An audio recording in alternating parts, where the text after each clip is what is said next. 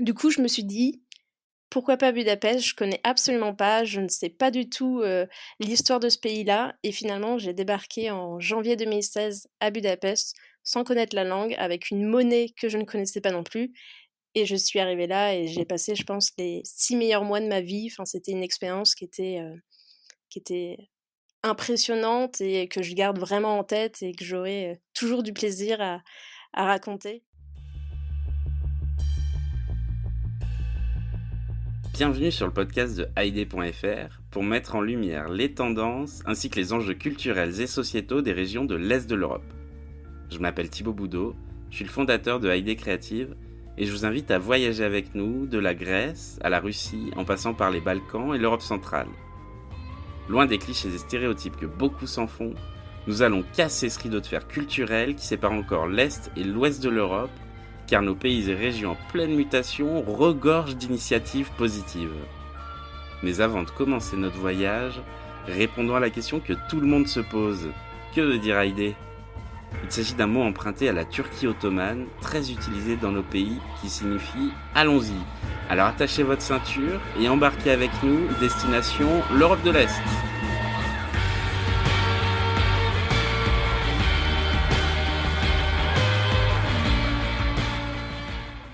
Bonjour à toutes et à tous et bienvenue dans le podcast de Haïdé Radio. Pour cette première saison, on a voulu donner la parole à nos rédactrices et rédacteurs, celles et ceux qui font et qui ont fait Haïdé depuis maintenant 5 ans. Je suis très heureux pour ce nouvel épisode d'accueillir Julie qui va nous parler de Budapest. Salut Julie, comment tu vas ? Salut, comment vas-tu? Ça va, merci. Alors, aujourd'hui, tu vas nous parler de Budapest, c'est bien ça ? Exactement. Alors, qu'est-ce que tu as choisi de nous raconter ? Pour remettre, un peu de contexte, du coup, moi, je suis partie, en fait, en Erasmus en janvier 2016. J'étais, en fait, en 2e année de licence en droit, économie, gestion et j'avais l'opportunité de partir à l'étranger et forcément, il y avait énormément de choix de destination, en Europe, que ce soit en Angleterre, en Espagne, au Portugal et moi, j'ai décidé, du coup, de me focaliser sur un pays d'Europe de l'Est.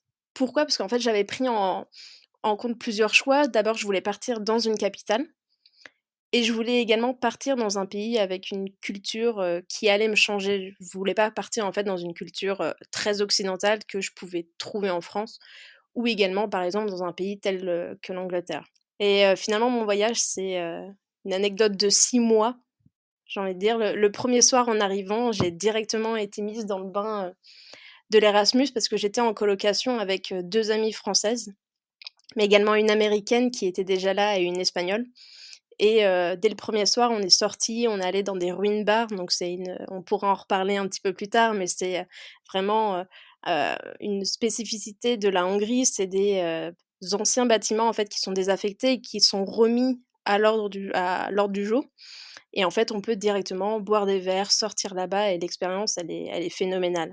Donc le 1er soir, on est sortis directement dans un ruine bar, pour se mettre dans l'ambiance et dès le lendemain, on a commencé à crapahuter un peu dans Budapest, découvrir à quoi ça ressemblait et on voulait notamment voir, c'était le monument de Budapest que tout le monde connaît, c'est quand même le Parlement.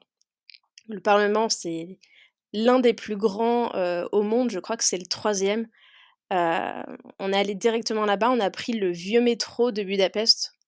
Donc vieux métro dans le sens où les lanières pour se tenir sont encore en cuir, donc ça change les choses par rapport à la ligne 14 par exemple et du coup on s'est rendus, on a pris le métro et en sortant, on l'a vu pour la première fois et en plus de nuit et là c'était impressionnant que ce soit par la taille, par la couleur, tout ça c'était magnifique et en plus de ça, le summum, c'est qu'il s'est mis à neiger pile à ce moment-là, donc directement là, l'expérience, elle commençait. Merci beaucoup pour ce joli récit, Julie, sur ton arrivée à Budapest. Alors, quels ont été tes 3 coups de cœur dans Budapest et sa région ? Bon, Budapest déjà ça cache un peu, il y a plein de choses à gauche à droite, c'est une vraie pépite et je pars du principe que pour découvrir une ville, faut s'y perdre, hein et qu'on se promène à Buda ou même à Pest, donc c'est les 2 quartiers de Budapest qui sont, coupés par le Danube qui passe au milieu. Il y a forcément de jolies choses à voir à gauche à droite, mais Si j'avais à en sélectionner 3, donc le premier j'ai mis les bains, donc c'est quand même les bains thermaux là-bas sont réputés. Il y a forcément Széchenyi, donc ce sont ceux qui sont les plus connus.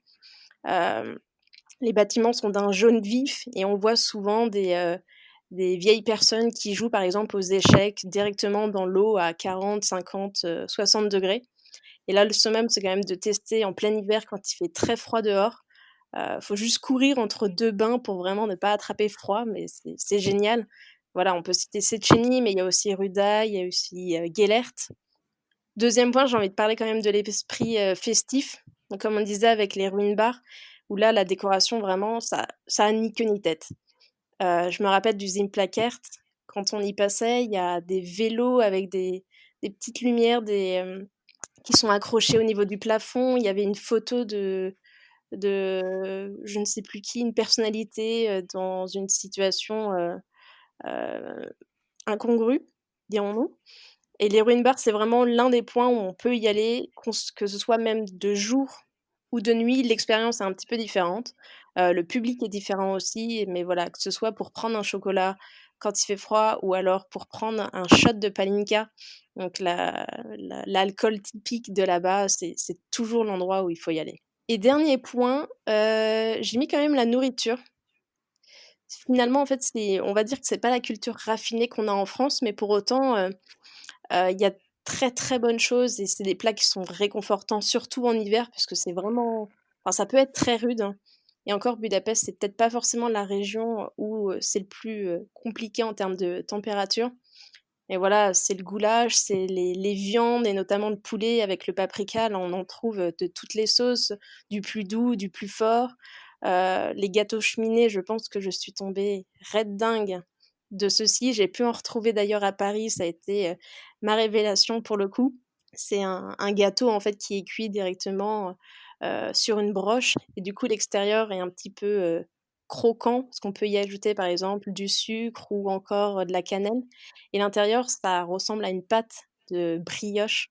C'est divin et il y a un dernier point si on pourrait parler également, c'est les langoches et là, c'est, une galette qui est frite et traditionnellement, on y mettait de la crème fraîche et des harengs. Bon, pour le coup, ils ont adapté un petit peu maintenant la formule et on peut mettre du Nutella ou choses comme ça, c'est fat, ça remplit le ventre, mais pour le coup, c'est toujours à goûter. Et tu peux tenir toute la journée avec ça, du coup. Ah bah là, tu peux tenir toute la journée. Bon, tu as peut-être un petit peu de mal à te bouger après pour voir le reste de la ville, mais tu peux te balader. C'était le repas étudiant? Ouais, non, faut pas en abuser non plus. Du coup, tu es arrivé à quelle période, à Budapest? Moi, je suis arrivée en janvier. Moi, je me souviens que j'avais fait un nouvel an à Budapest en 2011, je crois. Du coup, j'ai fait l'expérience des bains l'hiver, qui est exceptionnelle. J'ai fait l'expérience des ruines bars, j'ai fait aussi, j'ai fait le 31, en fait, le 31 décembre dans les rues de Budapest et c'était vraiment mon meilleur souvenir de nouvel an, de Ouais. toute ma vie, quoi, pour l'instant. Ah, ça m'étonne pas. Déjà, en plus de ça, mon nouvel an, forcément, c'est une soirée qui est particulière, mais là, en plus, tu es dans un environnement qui est aujourd'hui ultra festif et les ruines bars, le concept est juste génial et j'attends qu'une chose, c'est que ce concept, si c'est possible, débarque en France. Oui, pour le coup, on avait fait, la soirée du nouvel an sur le A38. Alors ça m'amène à cette prochaine question. Est-ce que tu as des lieux de sortie? Donc tu nous as déjà parlé des ruines bars ou des festivals et enfin d'autres lieux de sortie du coup ou des festivals à conseiller, en Hongrie? Alors moi, je suis partie juste avant que le Sziget Festival commence, donc pour le coup, je pense pas que je serai la meilleure personne pour en parler, mais je sais que c'est un festival qui est énormément suivi. Je suis passée, c'était, je crois 3 semaines avant sur le terrain où ils font ce festival, mais c'était immense et ça regroupe des gens vraiment de l'Europe entière pour le coup. Enfin, il y a beaucoup de Français qui s'y déplacent parce qu'à chaque fois la programmation est vraiment bien et voilà, c'est l'idée du Ziget Festival, c'est pas très loin de Budapest, donc on peut profiter de la ville, hein, en partie, mais également le soir en profiter à fond des concerts et je sais que l'année où j'y étais, je crois que c'était Rihanna qui était en guest. Bon, c'est pas trop mal. Ouais, moi je l'ai déjà fait 2 fois aussi le Sziget, donc une belle expérience aussi, en Hongrie et ouais, c'est un festival exceptionnel, enfin niveau tête d'affiche, il y a, au moins enfin tu as déjà une tête d'affiche par soir. Ouais. Et en plus, tous les concerts toute la journée, enfin, il y a de quoi se faire plaisir, ouais, effectivement. Ouais, ça m'étonne pas du tout. Et d'autres lieux de sortie? Bah, après, je trouve que les ruines bar, il y en a tellement, faut juste les connaître. Il y a le Dobos, il y a le Zimpla, il y avait le Kuplung et tous ces endroits-là pour moi sont à voir et après bon, c'est pas un lieu de sortie, mais même juste se promener dans Budapest, que ce soit de nuit, je sais pas si tu es allé au niveau du bastion des pêcheurs, hein, à côté de l'église Saint-Mathias où on a une vue impressionnante, sur, Budapest et là voilà, on est, en hauteur et on voit le parlement, juste en face, avec les lumières qui reflètent dans le Danube et je pense que c'est l'un des plus jolis endroits et je pense que c'est là aussi où j'ai fait l'un de mes meilleurs, clichés, on va dire. J'y étais avec un ami, allemand. Il faisait très froid ce soir-là et on prenait des longues pauses, pour avoir un filet d'eau et c'était incroyable. Mais voilà, au-delà de Budapest, la Hongrie, il y a plein de choses à voir, il y a le lac Balaton, enfin c'est impressionnant. Des lieux de sortie, il y en a. Ouais. Est-ce que tu avais une routine particulière quand tu vivais à Budapest? Eh bien, comme j'étais en fait en Erasmus, moi j'avais cours, la journée. Donc qui dit Erasmus dit pas forcément non plus que j'avais, 40 heures de cours, ça c'est certain. J'étais à Pazmany University et j'avais environ 13 heures de cours. Donc voilà, je faisais ma journée, on va dire, j'avais un petit peu de travail personnel de mon côté, j'avais des rapports à faire. J'avais également mon université en France qui me demandait un rapport d'étonnement. Qu'est-ce qui m'a, choqué en arrivant dans ce pays-là? Mais à côté de ça, l'Erasmus, c'est toute la découverte culturelle, hein. J'en profitais pour participer aux activités que proposait l'université. Donc le soir, il y avait par exemple des soirées, avec un zoom sur l'Allemagne, on goûtait des spécialités allemandes. On avait fait également un zoom sur les spécialités hongroises forcément, où ils nous avaient fait d'ailleurs goûter un gâteau au pavot que personne n'avait aimé pour le coup parce que c'est très c'est très fort. C'était pas passé. Je pense qu'on était peut-être pas habitués à ces saveurs, je ne sais pas. Mais voilà, sinon il y a l'université mettait en place plein de choses et sinon moi, je partais de mon côté en vadrouille avec mes colocs, à gauche, à droite, que ce soit dans Buda ou même, au-delà, ou même moi je partais seule, je voyais qu'il y avait une forêt pas très loin de Budapest, bon bah, je prenais le bus et j'y allais, je faisais ma balade. Bon, faut toujours faire gaffe parce que je me rappelle m'être totalement perdue dans une forêt, je savais absolument pas comment en ressortir. J'avais pas de réseau et c'était à l'époque où pour moi, où mon forfait ne permettait pas de communiquer et d'avoir internet, en Europe. Du moins c'était le cas en 2016 et bon, je me suis retrouvée, bête et bloquée. Bon finalement j'ai su retrouver mon chemin mais voilà, ma routine finalement c'était aller en cours et à côté je profitais, je sortais, je voyais du monde. Et il y avait aussi forcément l'Erasmus, ça amène beaucoup de monde. C'est-à-dire que nos amis qui sont en France viennent nous voir. Donc on va dire que nos semaines étaient aussi ponctuées par les différentes visites de nos amis qui étaient, certains, en France, d'autres qui étaient également en Erasmus, en Pologne, d'autres en Lituanie et voilà, il y avait toujours du passage et il y avait toujours du monde à voir. Yes, alors justement, ça embraye sur la prochaine question. Est-ce que tu as pu rencontrer des locaux sur place et comment en rencontrer? Et est-ce qu'une rencontre t'a particulièrement marqué? Beh, déjà, en premier point, je dirais qu'en partant dans un pays, il faut comprendre son histoire et je l'ai vite compris, c'est que la Hongrie, en fait, a traversé, on va dire, des passes compliquées. Hem, la Hongrie a été sous occupation, notamment soviétique, jusqu'en 89 et ça se ressent un petit peu aujourd'hui dans la mentalité, en fait, des Hongrois. C'est des personnes qui sont assez froides de premier aspect. Hem, on essayait de faire des efforts dès qu'on passait, par exemple, au supermarché en parlant, voilà, les quelques mots de hongrois qu'on connaissait. Mais par contre, pour parler anglais, c'était totalement fermé et du coup, la rencontre avec, la population, locale, pour le coup, était compliquée. Après avec les jeunes, là, bon, il y avait plus de facilité parce que l'anglais maintenant était enseigné, on pouvait directement parler avec les gens, il y avait pas de problème. Mais pour avoir une discussion et un témoignage de quelqu'un d'une quarantaine, cinquantaine, soixantaine d'années, pour le coup, c'était plus compliqué. Et je pense que ça m'a manqué également. Parce que, je pense qu'ils ont traversé tellement de choses que les récits devaient être, forcément forts en émotion. Mais, on va dire que ça a été rattrapé avec, une autre personne que j'ai rencontrée qui était en fait mon, on va dire tuteur, mon mentor en Hongrie. C'était, un jeune de l'université qui s'appelait Maté, avec qui j'ai, longuement discuté avant d'arriver en Hongrie et pendant, on s'est revus plusieurs fois, on s'est baladés et il m'a fait goûter également les spécialités de là-bas et je pense que c'est, aujourd'hui la rencontre qui m'a marquée. Alors, quel conseil tu donnerais à une personne qui souhaite partir dans ce pays? Bah, aujourd'hui, c'est un pays qui s'est quand même très bien adapté, on va dire, au monde d'aujourd'hui. Il y a plus réellement de grosses différences, d'un point de vue culturel, comme on pourrait aller dans un pays asiatique, par exemple. Après, je pense qu'en partant dans n'importe quel pays, il y a quelques rudiments. C'est, comprendre son histoire, connaître, on va dire, les quelques points, géographiques, quelques mots en hongrois également pour pouvoir dire, bonjour, merci, au revoir. Bref, les quelques mots de politesse et bon, on va dire que la petite touche marrante, voilà, c'est le changement de monnaie. C'est juste se renseigner sur ça et après, l'expérience, il y a pas besoin non plus de la préparer à 100. Alors que de base, je suis une grande, organisatrice, mais je pense qu'il faut laisser, également un petit peu de hasard dans son voyage. Je me souviens du mot «que se nomme» Ouais, exactement, merci. et il y en a plein d'autres, à Ouais, apprendre. tu as Vitzlatt, je crois que, il y avait également c'est bonjour, ça doit être, Viszontlátásra, quelque chose comme ça. Et juste ça, déjà, c'était beaucoup trop dur, donc on disait à chaque fois: «Szia, szia».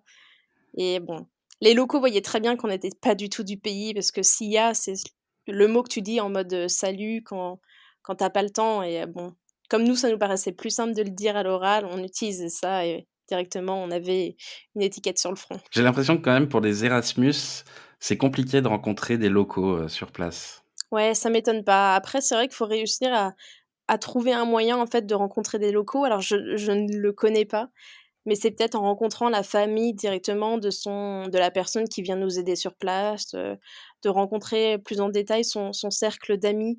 J'ai pas la solution, j'ai pas la clé à cette réponse, mais c'est vrai que je pense que c'est, pour le coup, très riche de rencontrer directement les locaux et c'est eux qui peuvent te montrer le pays, c'est eux qui le connaissent le mieux. C'est clair. Alors, est-ce que tu as des projets de voyage à l'avenir et où?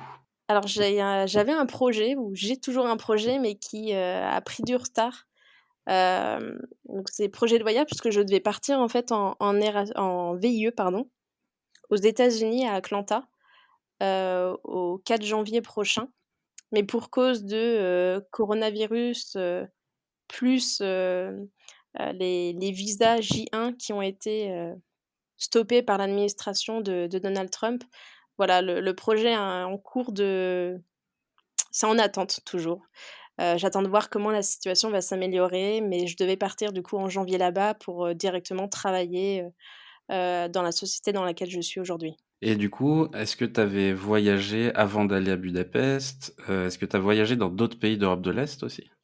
Alors j'avais fait la Pologne, quand j'étais au lycée et là pour le coup on avait fait, bon forcément on va dire le chemin un petit peu classique, donc on avait fait, Auschwitz, on s'était, voilà, on avait visité les camps de concentration, on avait fait tout ça et je pense que c'est également un souvenir que je garde en tête qui était impressionnant. Je me rappelle de cette visite où, les visages étaient totalement, fermés, personne ne parlait, personne ne se regardait et tout le monde était dans un état de respect total et il y avait zéro discussion et c'est vraiment qu'1 heure, une demi heure après, la visite que tout le monde s'est un peu, rouvert à nouveau et je pense que c'est une visite qui est marquante forcément et que je garderai en tête. Et tu as fait d'autres pays d'Europe de l'Est? Bah, du coup, j'en ai profité également en Erasmus pour me balader parce que mine de rien, la Hongrie nous permet d'être au centre de l'Europe. Donc j'en ai profité pour, faire, la Autriche, j'ai fait la République tchèque également, j'ai fait la Serbie, et là, c'était, soit avec avec mes colocs, soit c'était avec, un organisme pour la Serbie qui nous permettait de partir avec d'autres jeunes. Et c'est là où j'ai d'ailleurs fêté, mon anniversaire donc j'ai fêté mon anniversaire, ouais, là, à la frontière avec la Serbie. Comment tu prépares tes voyages? Alors, bah, de base, bah, j'aime bien m'organiser quand même, j'adore planifier, peut-être un peu trop. ce qui me laisse moins l'occasion, on va dire, de me perdre. Mais après internet aujourd'hui, c'est une vraie mine d'or, on C'est trop simple maintenant avec internet. c'est presque trop simple, on a toutes les informations, mais pour autant, il y a toujours des blogs super intéressants qui vont creuser un sujet et voilà, on peut avoir très facilement les grandes lignes sur qu'est-ce qu'il y a à voir dans tel ou tel pays. Mais après, il y a toujours des coins un petit peu, méconnus qui sont pour autant, d'une merveille comparable et là, faut aller, fouiner un petit peu plus à gauche, à droite. Mais après voilà, je garde aussi mon côté un peu classique et j'adore avoir mon petit guide papier qui, pour le coup, lui, sera toujours dans mon sac à dos et voilà, j'aurai pas la galère de j'ai pas internet donc j'arrive pas à savoir, j'arrive pas à connaître les informations sur ce lieu. Voilà, mon guide, il est toujours dans mon sac et je l'emmène partout. Et en plus de ton guide, du coup, qu'est-ce qu'on peut trouver dans ton sac à dos? Chose classique, hein, une gourde, un encas, de l'argent, téléphone, une batterie également et puis bon, voilà, on peut facilement être casse-cou donc médicaments, ou des pansements qui traînent. Est-ce que tu documentes tes voyages et est-ce qu'on peut te trouver sur les réseaux sociaux? Alors je l'ai fait lorsque j'étais en Erasmus. J'ai créé en fait un blog où je mettais mes aventures, je faisais des articles un petit peu à gauche, à droite et c'était surtout à destination de ma famille, de mes amis qui pouvaient me suivre, et j'en profitais également pour publier des photos que je prenais ou encore des vidéos. Mais aujourd'hui, c'est un blog que, voilà, j'utilise, plus du tout et je crois même que ma licence Wix, s'arrête prochainement. Alors si je te dis le mot AID, ça te fait penser à quoi? Et beh, pour le coup, ça a été une très, très bonne expérience. J'ai, adoré contribuer. Pourquoi? Parce que déjà, il y avait un sentiment, d'entraide. On avait l'impression d'aider des personnes qui pouvaient se retrouver en France ou même dans un autre pays et de dire: «Tiens, regarde, moi j'ai fait ça, je pense que ça peut te plaire, lis mon article et ensuite tu pourras le faire toi-même quand tu seras dans ce pays-là». Il y avait ce 1er sentiment du voilà, où on se rend utile sur place en pouvant tester pour les autres et en donnant son avis et il y avait le fait également que voilà, à ce moment-là de mon parcours scolaire, j'étais également intéressée par le métier du journalisme et c'était un avant-goût de ce métier-là où je pouvais aller, tester, interviewer et ensuite me poser et rédiger des articles de mon côté et puis en plus de ça, voilà, c'était, quelque chose qui était, hem, organisé et par des jeunes, par une équipe de jeunes et l'ambiance était très bonne, hein. Alors donc justement, ouais, tu as été rédactrice pour AID pendant quelques mois. Ouais. Est-ce qu'il y a un article dont tu es particulièrement fière? Alors, je sais pas si c'est fier le terme, mais il me rend, nostalgique de cette époque. C'est justement, j'en ai parlé un petit peu avant, c'est l'interview par l'autochtone.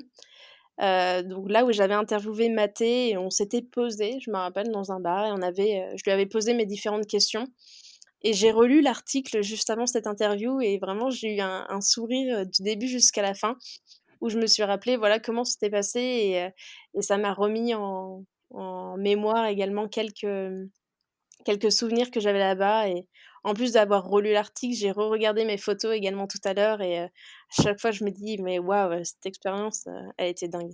Alors donc tu fais partie des passionnés de l'Europe de l'Est. Comment t'es venue cette passion? Et beh, pour le coup, c'était vraiment d'un pur hasard. C'est, mon école en France m'a permis de partir. Voilà, j'avais choisi mes quelques critères et je connaissais la Pologne lors d'un voyage scolaire. J'avais beaucoup aimé puisque l'architecture était différente. On changeait de langue également, une monnaie inconnue. Et j'avais envie de je pense, de me replonger dedans. Je m'imaginais pas être, à Barcelone, ça me paraissait en fait trop près de la France. Voilà, c'était l'Erasmus, j'avais envie, on va dire, de m'exiler un petit peu et du coup, je suis partie en Europe de l'Est et aujourd'hui, l'Europe de l'Est, c'est, ultra accessible, hein, que ce soit en avion, en voiture, en train avec, Interrail ou non. Heu, donc aujourd'hui, voilà, l'Europe de l'Est, c'est impressionnant, c'est à voir et c'est vraiment à proximité. Donc je pense qu'avant de partir, aux 4 coins du monde, il y a déjà, d'autres choses à faire et qui sont beaucoup plus proches qu'on ne le pense. Oui, c'est ça, l'Europe de l'Est, c'est des destinations qui sont magnifiques et qui sont à côté de chez nous et qu'on redécouvre actuellement. Ouais, totalement. Non, c'est ça qui est bien, c'est qu'aujourd'hui, c'est vrai qu'on a ouvert aussi aux courts, moyens courriers et on peut directement aller sur un week-end à Budapest, découvrir un petit peu. En 2-3 jours, on peut voir, on va dire, les parties les plus importantes de la ville. C'est vrai qu'il faut toujours, rester un petit peu plus longtemps si on veut, capter, l'ambiance, mais déjà 2-3 jours, ça permet d'avoir un bel aperçu de ce que ça représente. Alors on arrive à la fin de ce podcast. Est-ce que tu as une recommandation à nous faire? Alors, j'ai cherché et je me suis dit que j'avais eu un regret, c'était une chose que je n'avais pas pu faire et ainsi, pour toutes les personnes qui pourraient être intéressées, voilà, je vous le recommande, à vous, testez pour moi. C'est que en fait, je voulais aller visiter les plaines qui sont au sud de la Hongrie, qui s'appellent les, Puszta. Alors j'espère ne pas écorcher le nom, mais en fait, ça ressemble à des steppes, comme il y a en Mongolie, qu'on peut connaître avec des grandes étendues de terre. Hem Où on peut voir vraiment à des dizaines de kilomètres et là, ça revient un petit peu à ça, c'est des lacs, c'est des, réserves ornithologiques, des parcs naturels où on peut faire, des activités hippiques, et c'est notamment l'idée que j'avais, c'était de faire un trek de quelques jours et de partir directement dans les plaines avec, une entreprise ou autre et de me balader pendant plusieurs jours dans, les steppes et également visiter des petits villages donc c'est l'endroit un petit peu, privilégié pour le tourisme vert mais voilà, il y a ça, mais on pourrait citer tellement d'autres choses, le lac Balaton, j'en ai pas parlé, mais c'est un coin qui est impressionnant. C'est juste à côté de Budapest et on peut s'y balader, s'y ressourcer. L'eau est super bonne, c'est magnifique, c'est reposant, c'est comme la mer pour les Hongrois, finalement. Super, bah merci beaucoup Julie. Merci à toi. Pour conclure, je souhaite dire un grand merci au groupe slovène Nowhere de nous avoir gentiment prêté leur musique Colors. Vous pouvez les retrouver sur toutes les bonnes plateformes de streaming. Merci encore à notre invité pour cette belle histoire. Merci à vous toutes et tous de nous écouter. Abonnez-vous à nos réseaux sociaux, Haïdé Radio et Haïdé.fr. On attend vos likes et partages. En attendant le prochain épisode, n'hésitez pas à réagir à ce podcast en nous donnant vos bons plans. On se retrouve la semaine prochaine. À bientôt!